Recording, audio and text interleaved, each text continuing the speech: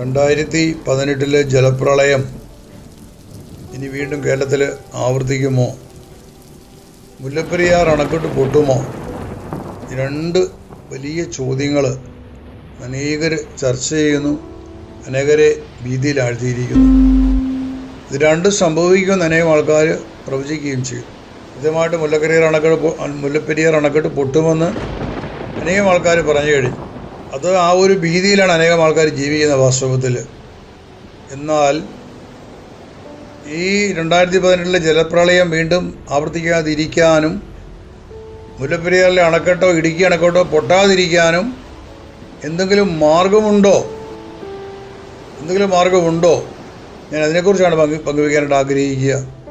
വാസ്തവത്തിൽ ഇത് രണ്ടും വളരെ ചേർന്ന് നിൽക്കുന്ന കാര്യങ്ങളാണ്. കാരണം ഇത് എൻ്റെ കഴിഞ്ഞ കാലത്തെ അനുഭവത്തിലൂടെ ഞാൻ വീണ്ടും ഇത് പറയാൻ ആഗ്രഹിക്കുകയാണ്. 2018 ആ ജലപ്രളയം ഉണ്ടായ നാളുകളിൽ ഓഗസ്റ്റ് മാസം 16, 17, 18 അതിന് മുമ്പ് പെയ്ത മഴ, ശക്തമായ മഴ പെയ്ത് 16-ാം തീയതി മുതൽ കേരളത്തിൽ വെള്ളം പൊങ്ങി, റോഡുകളിലൊക്കെ വെള്ളം ബ്ലോക്കായി. അങ്ങനെയാണ് ഞങ്ങൾ ഏതാനും പേര് ഇടുക്കിയിലെ സൂര്യനെല്ലി എന്ന സ്ഥലത്ത് അവിടെ ഉണ്ടായിരുന്ന ഞങ്ങളുടെ പ്രാർത്ഥനാ കേന്ദ്രത്തിൽ വിശുദ്ധ കന്യാമരത്തിൻ്റെ ഗ്രോട്ടയുടെ ആ ഉള്ള സ്ഥലത്ത് ഞങ്ങൾ 50ഓളം ആൾക്കാർ പ്രാർത്ഥിക്കുന്നു. അവിടെ വെച്ചാണ് വൈദികൻ വിശുദ്ധ കുർബാന അർപ്പിച്ചു. ആ കുർബാനയുടെ സമയത്ത് വിശുദ്ധ കന്യാമരി അവിടെ വെളിപ്പെട്ട് തൻ്റെ ദാസിയോട് പറഞ്ഞു, ഒരു വലിയ നിലവിളി കേരളത്തിൽ ഉയരാൻ പോകുന്നു. എന്താണ് അതിന് അർത്ഥമൊന്നും മനസ്സിലായില്ല. എന്ത് ദുരന്തം സംഭവിക്കാൻ പോകുന്നു മാത്രം മനസ്സിലാക്കിക്കൊണ്ട് അതിനെ ഒഴിവാക്കി കിട്ടാൻ വേണ്ടി പ്രാർത്ഥിക്കുമ്പോഴാണ് കർത്താവിൽ നിന്നൊരു നിർദ്ദേശം വരികയാണ്. ഉച്ചയായപ്പോൾ ഇതിനുവേണ്ടി പ്രാർത്ഥിക്കരുത്, ഞാൻ പ്രാർത്ഥന കേൾക്കുകയില്ല. ഇതേ വചനങ്ങൾ ജെറമ്യാ പ്രവാചകൻ്റെ പുസ്തകത്തിലുണ്ട്. ജെറമ്യയുടെ പുസ്തകം അധ്യായം 7, 16 വചനത്തിൽ കർത്താവ് ഇങ്ങനെ പറയുന്നുണ്ട്, ഈ ജനത്തിന് വേണ്ടി നീ പ്രാർത്ഥിക്കേണ്ട, അവർക്ക് വേണ്ടി നിലവിളിക്കുകയോ യാചിക്കുകയോ വേണ്ട, അവർക്ക് വേണ്ടി എൻ്റെ മുമ്പിൽ നീ മധ്യസ്ഥം പറയരുത്, ഞാൻ നിൻ്റെ അപേക്ഷ കേൾക്കുകയില്ല. യൂദയായിലെ നഗരങ്ങളിലും ജെറുസലേമിലെ തെരുവീതികളിലും അവർ ചെയ്യുന്ന എന്തെന്ന് നീ കാണുന്നില്ലേ? ഇതിന് സമാനമായൊരു വാക്കാണ് അന്ന് കർത്താവ് പറഞ്ഞത്. ഈ ജനത്തിന് വേണ്ടി, നാടിനു വേണ്ടി പ്രാർത്ഥിക്കരുത് എന്ന് തൻ്റെ ദാസനോട് പറയുക. എൻ്റെ പ്രാർത്ഥന കേൾക്കുകയില്ല. അതിന് കാരണം കർത്താവ് പറഞ്ഞത്, കുട്ടികൾ മുതൽ വൃദ്ധന്മാർ വരെ ഈ കേരളത്തിലെ വേണ്ടി ജീവിക്കുന്ന ലക്ഷക്കണക്കിന് മനുഷ്യർ ജീവിക്കുന്ന പാപത്തിലാണ്. മൊബൈൽ ഫോണിലൂടെ നീലച്ചിത്രങ്ങൾ കണ്ട് വ്യഭിചാരം ചെയ്യുന്ന ജനതയാണ് ഇവർ, ഈ കേരളത്തിലുള്ള മനുഷ്യർ. ഞാൻ ആർക്കു വേണ്ടിയിട്ട് നിൻ്റെ പ്രാർത്ഥന കേൾക്കണം? അതുകൊണ്ട് ഞാൻ പ്രാർത്ഥന കേൾക്കില്ല. വാസ്തവത്തിൽ മനുഷ്യൻ്റെ പാപങ്ങൾ, അതിക്രമങ്ങൾ കൊണ്ടാണ് ഇപ്രകാരം ഒരു ദുരന്തം വന്നപ്പോൾ ദൈവം തടയാതിരുന്നത്. ഇപ്പം കർത്താവ് പറഞ്ഞ് ഈ മനുഷ്യർ പശ്ചാത്തപിച്ചിട്ടില്ല, ഇവർ പാപത്തിൽ ജീവിക്കുകയാണ്. ഇത് കേരളത്തെ മുഴുവൻ ബാധിച്ചൊരു കാര്യമാണ്. കേരളത്തിലെ എല്ലാ ജനങ്ങളെ കുറിച്ചാണ് പറഞ്ഞത്. ഇത്രയും ലക്ഷക്കണക്കിന് മനുഷ്യർ ജീവിക്കുന്ന പാപത്തിലാണ്. ആർക്കു വേണ്ടി ഞാൻ ഈ ദുരിതം തടയണം? പക്ഷേ കർത്താവിൻ്റെ വാക്ക് കേട്ടപ്പോൾ മനസ്സിലില്ല, ഈ നാട് നശിക്കാൻ പാടില്ല, ദൈവത്തിൻ്റെ കരുണ ഉണ്ടാകണം, ഈ മനുഷ്യരെ മാനസാന്തരപ്പെടുത്തണം. അന്ന് ഞാൻ കർത്താവിൻ്റെ വാക്ക് പറയും, കർത്താവേ, ഞാൻ എന്നെക്കൊണ്ട് പറ്റുന്ന എന്ത് ഞാൻ ചെയ്തു കൊള്ളാം, ഈ മനുഷ്യരെ പാപത്തിൽ നിന്ന് ബന്ധിപ്പിക്കാൻ വേണ്ടി എന്ത് ചെയ്യണം അത് ചെയ്തു കൊള്ളാം. അങ്ങനെ ഉറപ്പ് ഞാൻ ദൈവത്തോട് പറഞ്ഞു. എന്നിട്ടാണ് ഞാൻ അവിടെ പോയി മണ്ണിലേക്ക് ഇറങ്ങി ചെന്നുകൊണ്ട് മണ്ണിൽ മുട്ടുകുത്തിയത്. ചെളി പുരണ്ട മണ്ണിൽ നിന്ന് മുട്ടുകുത്തി നിന്നുകൊണ്ട് സ്വർഗ്ഗത്തിലേക്ക് പ്രാർത്ഥിച്ചു. ദൈവത്തിൻ്റെ കരുണയ്ക്ക് വേണ്ടി വീണ്ടും ശിരസ്സ് നമിച്ച് മണ്ണോട് മുഖം ചേർത്ത് വെച്ച് പ്രാർത്ഥിക്കാൻ 2 കൈകൾ ചെളി പുരണ്ട മണ്ണിലാണ്, 2 കൈകൾ മണ്ണിൽ ഊന്നി നിന്നുകൊണ്ട് മുഖം താഴ്ത്തിയ സമയത്താണ് എൻ്റെ കൈകൾ രണ്ടും നിലത്തുറയ്ക്കാതെ കൈ വഴുതി പോകുന്ന പോലെ ഒരു ഫീലിങ്. എൻ്റെ കൈക്ക് അടിയിൽ ഭൂമി കിടന്ന് വിറയ്ക്കുന്നു. ഞാൻ മനസ്സിലാക്കി. പെട്ടെന്ന് ഞെടുക്കമെനിക്കുണ്ടായി. അത് ഭൂമി കുലുക്കമാണല്ലോ. പക്ഷെ ഭൂമി കുലുങ്ങിയിട്ടില്ല. എനിക്ക് മനസ്സിലായത് അതൊരു മുന്നറിയിപ്പാണത്. ഇതാണ് സംഭവിക്കാൻ പോകുന്ന ദുരന്തം. ഈ ഭൂമി കുലുക്കം ഉണ്ടായാൽ കേരളത്തിലെ അനേകം ജില്ലകളിലുള്ള അനേകം അണക്കെട്ടുകൾ തകരാം. അങ്ങനെ തകർന്നു കഴിഞ്ഞാൽ കേരളത്തെ മുക്കുന്ന വെള്ളം വളരെ വേഗത്തായിരിക്കും അത് ഒഴുകിയെത്തുക. പ്രകാരം ഒരു ദുരന്തം സംഭവിച്ചുവെന്ന് ജനങ്ങൾ അറിഞ്ഞ് അത് രക്ഷപ്പെടാൻ ഒരു വഴിയില്ലാതെ തങ്ങളെ വിഴുങ്ങാൻ വരുന്ന മരണത്തെ കണ്ടുകൊണ്ട് നിലവിളിക്കുന്ന ഒരു ജനത്തെ അപ്പോൾ ഞാൻ മുമ്പിൽ കണ്ടത്. പക്ഷേ അമ്മ പറഞ്ഞ വാക്ക് പെട്ടെന്ന് മനസ്സിലായി. ഒരു വലിയ നിലവിളി കേരളത്തിൽ ഉയരും, കാരണം ആർക്കും രക്ഷപ്പെടാൻ പറ്റില്ല. അവസ്ഥയിൽ കേരളം മുഴുവൻ നശിപ്പിക്കപ്പെടുകയാണ്. അത് തിരിച്ചറിഞ്ഞുകൊണ്ടാണ് കണ്ണീരോട് നിലവിളിച്ചു, ഇല്ലതെ അനുമതിക്ക് വിട്ടുകൊടുക്കരുതേ, സംഭവിക്കാൻ വിട്ടുകൊടുക്കരുതേ. കർത്താവിൽ നിന്ന് ഒരു ഉത്തരം കിട്ടുന്നവരെ ഇവിടെ എഴുന്നേൽക്കില്ല. ഞാൻ ഈ മണ്ണിൽ നിന്ന് പ്രാർത്ഥിക്കും. എന്നോടൊപ്പം ബാക്കിയുള്ള ആൾക്കാർ മണ്ണിൽ മുട്ടുകുത്തിയിരുന്നു.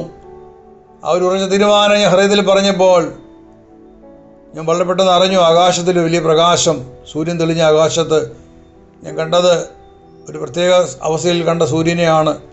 അതിൻ്റെ ചിത്രങ്ങൾ ചില ആൾക്കാരെടുത്തു. ഒരു മോതിരം പോലെ ഒരടയാളമായിട്ടാണ് അവിടെ സൂര്യനെ കാണാൻ സാധിച്ചത്. അന്ന് വൈകുന്നേരം കർത്താവ് പറഞ്ഞു, ഞാൻ നിങ്ങളുടെ പ്രാർത്ഥന കേട്ടിരിക്കുന്നു, ഇതാ ഞാൻ കേരളത്തെ രക്ഷിച്ചിരിക്കുന്നു, വിടുവിച്ചിരിക്കുന്നു, ഒരു ദുരന്തം ഇവിടെ ഉണ്ടാകില്ല. അങ്ങനെ 2 ദിവസം കൊണ്ട് എല്ലാം കാലാവസ്ഥ നേരെയായി, വെള്ളപ്പൊക്കമെല്ലാം മാറി കേരളം രക്ഷപ്പെട്ടതാണ്. പ്രിയമുള്ളവരെ, വസ്തുതയിൽ ഞാൻ അന്ന് കർത്താവിനോട് പറഞ്ഞു, എന്നെക്കൊണ്ട് പറ്റുന്നത് ഞാൻ ചെയ്തു കൊള്ളാം. പക്ഷെ എനിക്കൊന്നും ചെയ്യാൻ പറ്റിയില്ല. കാരണം ഇന്ന് എനിക്ക് സുവിശേഷം പ്രസംഗിക്കാൻ പറ്റാത്ത വണ്ണം എൻ്റെ മുമ്പിൽ അടഞ്ഞു കിടക്കുന്ന വാതിലുകളാണ്. ഈ കാര്യം ലോകത്തെ ജനത്തോട് പറയാൻ ഒരേ ഒരു വഴി മാത്രമേ മുമ്പിലുള്ളൂ, അത് യൂട്യൂബിലെ ചാനലുകളാണ്. പക്ഷെ അത് സ്വീകരിക്കാൻ ഒരിക്കലും മനുഷ്യനെ കൊണ്ട് പറ്റില്ല. പക്ഷെ ഇപ്പോൾ വീണ്ടും കേരളത്തിലേക്ക് ദുരന്തങ്ങൾ തിരിച്ചു വന്നിരിക്കുന്നു. വയനാട് ദുരന്തം സംഭവിച്ചപ്പോഴാണ് ദൈവം ഇതൊരു മുന്നറിയിപ്പായിട്ട് ഞാൻ എടുത്തത്. അന്ന് പരിശുദ്ധ കന്യാമറിയം പറഞ്ഞ വാക്ക്, ഒരു വലിയ നിലവിളി ഉയരുമെന്നൊരു വാക്ക് ഇന്നും മാറിപ്പോയിട്ടില്ല. അതെപ്പോഴും സംഭവിക്കാതെ കർത്താവ് ഒരു കാര്യം പിൻവലിച്ചാൽ എപ്പോൾ സംഭവിക്കാം. ഇന്ന് മനുഷ്യരത് ഭയപ്പെടുകയാണ്.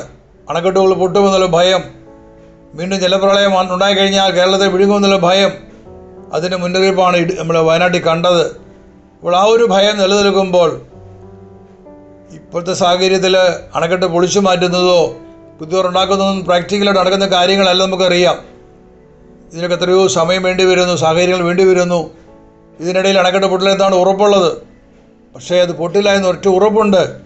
ആ ഉറപ്പ് ഇതാണ്, മനുഷ്യർ മാനസാന്തരപ്പെടണം, മനുഷ്യർ പശ്ചാത്തപിക്കാൻ തയ്യാറാകണം. ഈ കേരളത്തിലുള്ള ജനതകൾ അവരായിരിക്കുന്ന പാപത്തെ ഉപേക്ഷിക്കാൻ തയ്യാറാകണം. വാസ്തവത്തിൽ എവിടെയാണ് സ്നേഹമുള്ളത്? ആർക്കാണ് സ്നേഹമുള്ളത്?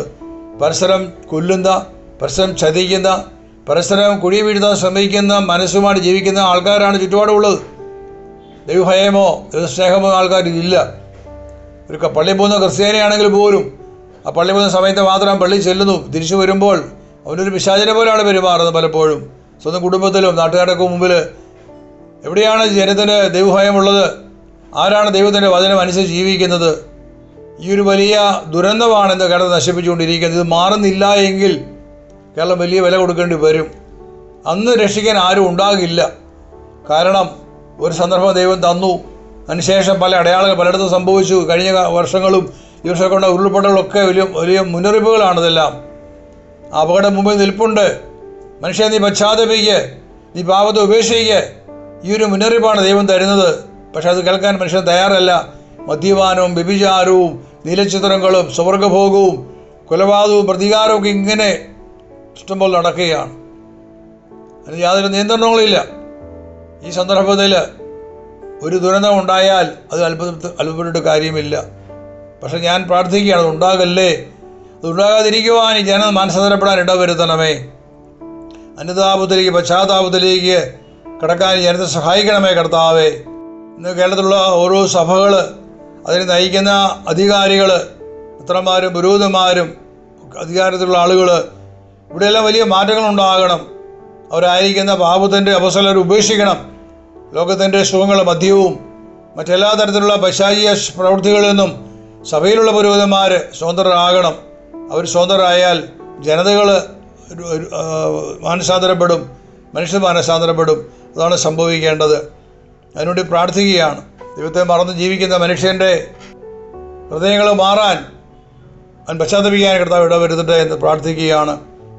1993-94 കാലഘട്ടത്തിൽ പാലായിക്കടുത്ത് അടിവാരം എന്ന സ്ഥലത്ത് ഒരു ധ്യാനവുമായി കടന്നു ചെല്ലുമ്പോൾ ഇവിടെ കണ്ടൊരു കാഴ്ച ഇതാണ്. വലിയ മലമടകളാണ് അവിടെ ഉള്ളത്, ചുറ്റുപാടുമുള്ളത്. ഈ മലമടകളെല്ലാം അനേകം ഇടത്ത് ഉരുള് പൊട്ടിയിട്ടുണ്ട്. ഞങ്ങൾ ചെല്ലുന്നതിന് 6 മാസം മുമ്പാണ് ഉരുളുപൊട്ടലുണ്ടായത്. ഒത്തിരിയേറെ നാട്ടിലുണ്ടായി. ഒത്തിരിയേറെ വൻമരങ്ങൾ മലമുകളിൽ നിന്നും കടപുഴകി വെള്ളം താഴെ കൊണ്ടുപോകുന്നു. വലിയ വലിയ വൻമരങ്ങളാണ്. അവിടെ ധ്യാനം നടന്ന് കൊണ്ടിരിക്കുന്ന സമയത്താണ് അവിടെ ചില കാര്യങ്ങൾ അറിയാൻ പറ്റിയത്. ആ ഇടവക പള്ളിയിൽ ഒരു തിരുനാൾ നടക്കുകയാണ്, വിശുദ്ധ കുർബാനയുടെ തിരുനാൾ. കർത്താവിൻ്റെ തിരുശരീരം വഹിച്ചുകൊണ്ട് പുരോഹിതൻ പള്ളിക്ക് ഉള്ളിലൂടെ ഒരു പ്രദർശനം നടത്തിയ സമയത്ത് ഒരു സ്ത്രീയും കുറേ പുരുഷന്മാരും ചേർന്ന് പുരോഹിതനെ അവിടെ തടഞ്ഞു, പള്ളി തടഞ്ഞു, നടത്താൻ അനുവദിച്ചില്ല. പരസ്യമായി അദ്ദേഹത്തെ ചീത്ത പറഞ്ഞു. അങ്ങനെ ആ പ്രദർശനം നിർത്തിവെക്കേണ്ടി വന്നു. അദ്ദേഹം മടങ്ങിപ്പോയി. അവിടെ വന്ന ഒരു ബിഷപ്പിനെ, പാലായിലെ ബിഷപ്പ് അവിടെ വന്നപ്പോൾ അദ്ദേഹത്തെ സ്വീകരിക്കാൻ വേണ്ടി റോഡിന് ഇരുവശങ്ങളിലും ചെരുപ്പുകൾ തൂക്കിയിട്ട് ആ ജനം അദ്ദേഹത്തെ അപമാനിച്ചു. ഇങ്ങനെയൊക്കെ വളരെ മോശമായ ഒരു പ്രതികരണം ആ ജനം അവിടെ ചെയ്തു എന്നുള്ളതാണ്. ഞാൻ അന്ന് ആ ജനത്തോട് ധ്യാനത്തിൽ അവരോട് പറഞ്ഞു, നിങ്ങൾ ചെയ്ത അകൃത്യങ്ങൾ, അതിക്രമങ്ങൾ ദിവസങ്ങളിൽ വലിയ തിന്മ ആണ്. നിങ്ങൾക്ക് യാതൊരു സംരക്ഷണവുമില്ല. നിങ്ങൾ പശ്ചാത്തപിക്കണം. നിങ്ങൾ ചെയ്ത പാപത്തെ ഏറ്റുപറയാൻ തയ്യാറാകണം. അവർ തയ്യാറായി. അവർ ഏറ്റുപറഞ്ഞ് മാപ്പപേക്ഷിച്ച് പ്രാർത്ഥിച്ചു. ഇടവകയിലെ മുതിർന്ന ആളുകൾ പോയി മെത്രാനെ നേരിട്ട് കണ്ട് മാപ്പപേക്ഷിച്ചു. അന്ന് ആ ധ്യാനത്തിൽ ഒരു വാക്ക് അവരോട് ഞാൻ പറഞ്ഞു, ഇനിയിവിടെ മലയിടിച്ചിൽ ഉണ്ടാവുകയില്ല. അത് ദൈവത്തിന് വന്നൊരു വാക്കായിരുന്നു. ഇവിടെ മലയിടിച്ചിൽ ഉണ്ടാവുകയില്ല. അതങ്ങനെ തന്നെ സംഭവിച്ചു. 10-20 വർഷങ്ങൾ അവിടെ പിന്നെ ഒരിക്കൽ പോലും മല ഇടിഞ്ഞിട്ടില്ലെന്നാണ് ഞാൻ അറിയാൻ കഴിഞ്ഞത്. കാരണം ദൈവത്തിൻ്റെ വചനമാണ് അവരുടെ. അത് മനുഷ്യനെ പശ്ചാത്തപിച്ചാൽ ദൈവം അനുഗ്രഹിക്കും. അന്ന് അവിടെ സംഭവിച്ച മറ്റൊരു കാര്യം കൂടിയുണ്ട്. ധ്യാനത്തിന് 4ാമത്തെ ദിവസം പ്രഭാതത്തിൽ ഒരു പെൺകുട്ടിയെ എന്നെ കാണാൻ വേണ്ടി വരികയാണ്. അവൾ വന്നിട്ട് പറഞ്ഞു, ഞാൻ പാലാ അൽഫോൺസാ കോളേജിൽ പഠിക്കുകയാണ്, +2 വിദ്യാർത്ഥിനിയാണ്. 6 മാസം മുമ്പ് ഇവിടെ ഉരുൾപൊട്ടലുണ്ടായപ്പോൾ ഞാൻ എൻ്റെ വീട്ടിലായിരുന്നു. ആ സന്ധ്യാസമയം വീട്ടിൽ ആരും ഉണ്ടായിരുന്നില്ല. ഞാൻ പഠിച്ചുകൊണ്ടിരുന്ന സമയത്താണ് മലയിടിഞ്ഞ് എൻ്റെ വീടിന് മേൽ പതിക്കുന്നത്. ഞാൻ ഇറങ്ങി ഓടി. എൻ്റെ വീട്ടിൽ നിന്നും ഇറങ്ങി ഓടിയെങ്കിലും പോകുന്ന ഓട്ടത്തിൽ വെള്ളം എന്നെ തട്ടിയിട്ടു. വെള്ളം ഒഴുകിക്കൊണ്ട് പോയി. ഞാൻ നിലവിളിച്ചു. അപ്പനെ അമ്മയെല്ലാം വിളിച്ചു രക്ഷിക്കാൻ വേണ്ടി. ആർക്കും വരാൻ പറ്റിയില്ല. ഞാൻ കുഴിയിൽ ചെന്ന് വീണു. അവിടെ എഴുന്നേക്കാൻ ശ്രമിച്ചപ്പോഴേക്കും നിമിഷ നേരം കൊണ്ട് മണ്ണ് വന്ന് എൻ്റെ കാലുകൾ മൂടി. അത് വളരെ വേഗം മൂടി എൻ്റെ കഴുത്തോളം എത്തി. ഞാൻ മരിക്കുമെന്നായി. ഞാൻ പെട്ടെന്ന് വിളിച്ച്, യേശുവേ എന്നെ രക്ഷിക്കണമേ. ഇഷ്ടത്തിലെ ഞാൻ വിളിച്ചത്, യേശുവിനെ രക്ഷിക്കണമേ. അപ്പോൾ ഞാൻ കണ്ടത് മുകളിൽ നിന്ന് ഒഴുകി വന്നുകൊണ്ടിരിക്കുന്ന വലിയ പാറകളും മണ്ണുമാണ് ഞാൻ ദുരന്തം കണ്ടത്. നിമിഷ നേരം കൊണ്ട് ഞാൻ അടിയിൽ അമർന്നു പോകുന്നത് മനസ്സിലായി. ഭയം. ഞാൻ പെട്ടെന്ന് ബോധം കെട്ടുപോയി. കുറേ സമയം കഴിഞ്ഞപ്പോൾ നാട്ടുകാർ രാത്രിയിൽ വിളക്കുകളും പെട്രോൾ ബാക്സിലൊക്കെ കൊണ്ടുപോകുന്ന അവർ ആ നാട് മുഴുവൻ പരിശോധിക്കുകയാണ്. അവർ കണ്ടത് മണ്ണിന് മുകളിൽ ഒരു തല മാത്രം കണ്ടു, ഒരു സ്ത്രീയുടെ തല. അവർ മണ്ണ് മാറ്റി ആ മകളെ പൊക്കിയെടുത്തു. ഹോസ്പിറ്റലിൽ കൊണ്ടുപോയി, പാലായിലെ ഗവൺമെൻറ് ഹോസ്പിറ്റലിൽ. അവിടെ 3 ദിവസം അവൾ ബോധമില്ലാണ്ട് കിടന്നു. 3 ദിവസം കഴിയുമ്പോൾ ബോധം തെളിയുമ്പോൾ അറിയുന്ന അവിടെ ഇടത്തെ കൈക്ക് ശേഷിയില്ല, ചലനശേഷിയില്ല. കൈയുടെ അസ്ഥികളെല്ലാം പൊട്ടി. ആ കൈയുടെ ശേഷി നഷ്ടപ്പെട്ട് തളർന്നുപോയി കൈയ്യ്. ചികിത്സയെല്ലാം കഴിഞ്ഞ് തിരിച്ച് വീട്ടിലെത്തി. പക്ഷെ അവൾക്ക് ഇടത്ത് കരം ചലിപ്പിക്കാൻ പറ്റില്ല. ആ ജീവൻ നഷ്ടപ്പെട്ടു പോയി. ഈ ധ്യാനത്തിൽ പങ്കെടുത്ത അവൾ പറയുകയാണ്, ഇന്നലെ ഇവിടുത്തെ ധ്യാനം കഴിഞ്ഞ് വീട്ടിലേക്ക് പോകുന്ന വഴിയിൽ എൻ്റെ പേരാരോ വിളിച്ചു കേട്ടു. ഞാൻ തിരിഞ്ഞു നോക്കുമ്പോൾ ആരെയും കണ്ടില്ല. ഷെർലി എന്നെ വിളിച്ചു. ഞാൻ ആരെയും കണ്ടില്ല. അവനോട് നടന്നു. വീണ്ടും കുറച്ച് കഴിഞ്ഞ് വീണ്ടും ഞാൻ വിളി കേട്ടു, ഷെർലി. ഞാൻ തിരിഞ്ഞു നോക്കി, ആരെയും കണ്ടില്ല. അങ്ങനെ നടന്ന് എൻ്റെ വീടിന് അടുക്കലെത്തറായപ്പോൾ വീണ്ടും ഞാൻ വിളി കേൾക്കുകയാണ്, ഷെർലി. ആരെയും കാണുന്നില്ല. പക്ഷെ ആരോ എൻ്റെ അടുത്ത് നിൽക്കുന്ന ഞാൻ അറിഞ്ഞു. എൻ്റെ കയ്യിൽ തളർന്ന എൻ്റെ ഇടത്തെ കൈക്ക് ആരോ പിടിച്ചു. എൻ്റെ കൈ പെട്ടെന്ന് മുകളിലേക്ക് പൊക്കി. നിമിഷ നേരം കൊണ്ട് ഞാൻ അറിഞ്ഞു. എൻ്റെ കൈയുടെ വേദനയെല്ലാം പോയി, എൻ്റെ തളർച്ച പോയി. എൻ്റെ കൈക്ക് ജീവൻ കിട്ടിയിരിക്കുന്നു, സൗഖ്യം പ്രാപിച്ചിരിക്കുന്നു. ബ്രദർ, എൻ്റെ കൈ ഇപ്പോൾ പൂർണ്ണ സുഖപ്പെട്ടു. ഈശോനെ സുഖപ്പെടുത്തി. അത് പറഞ്ഞാണ് നമ്മൾ രാവിലെ കൂടി വന്നത്. സൗഖ്യം പ്രാപിച്ച ആ സഹോദരി. ദൈവത്തിൻ്റെ അത്ഭുതകരം നോക്കണം പ്രിയപ്പെട്ടവരെ. ആ അത്ഭുതകരമായ രീതിയിൽ കർത്താവ് ആ ഉരുൾപൊട്ടലുകളെ വീണ്ടെടുത്തു. അപ്പനെ അമ്മയെ വിളിച്ച് ആ രക്ഷപ്പെടുത്താൻ ഉണ്ടായിരുന്നില്ല. അവൾ യേശുവിനെ വിളിച്ചു. അവിടെ യേശു കടന്നു വരികയാണ്. ഇന്നും നാം യേശുവിനെ വിളിച്ചാൽ അവൻ്റെ നാമത്തിൽ നമുക്ക് രക്ഷയുണ്ട്, വിടുതലുണ്ട്, പാപമോചനമുണ്ട്. കാരണം അവൻ്റെ നാമത്തിൽ വിശ്വസിക്കുന്ന എല്ലാവർക്കും പാപമോചന രക്ഷയുണ്ടെന്ന് വാഗ്ദാനം ചെയ്യണം വചനം. അതിനാൽ നമ്മൾ ഇന്ന് നമ്മുടെ നാട്ടിൽ നിൽക്കുന്ന ഈ ദുരന്തത്തിൽ നിന്ന് രക്ഷപ്പെടണമെങ്കിൽ എല്ലാവരും പശ്ചാത്തപിക്കണം. മനുഷ്യ പശ്ചാത്തപിക്കണം, പാപത്തെ ഉപേക്ഷിക്കാൻ തയ്യാറാകണം. അതിന് തയ്യാറായാൽ ഒരു ദുരന്തത്തോട് സംഭവിക്കില്ല, ഒരു അണക്കെട്ടും പൊട്ടുകയില്ല, ഇനി ഒരു ജലപ്രളയം ഉണ്ടാകത്തുമില്ല. ചെയ്യുന്നില്ല എങ്കിലോ ഇതൊക്കെ സംഭവിക്കുകയും ചെയ്യും. അതുകൊണ്ട് മനുഷ്യൻ തീരുമാനിക്കണം, താൻ ഏത് വഴി തിരഞ്ഞെടുക്കണം, താൻ ഏത് വഴിയാണ് പോകേണ്ടത്. പാപത്തിൽ ജീവിക്കണമോ പാപത്തെ ഉപേക്ഷിക്കണമോ, അതൊരു മനുഷ്യന് വ്യക്തിപരമായ തീരുമാനമാണ്. നല്ല തിരഞ്ഞെടുക്കാൻ ദൈവത്തിൻ്റെ പരിശുദ്ധാത്മാവ് നിന്നെ സഹായിക്കട്ടെ എന്ന പ്രാർത്ഥനയോടെ ആമേൻ.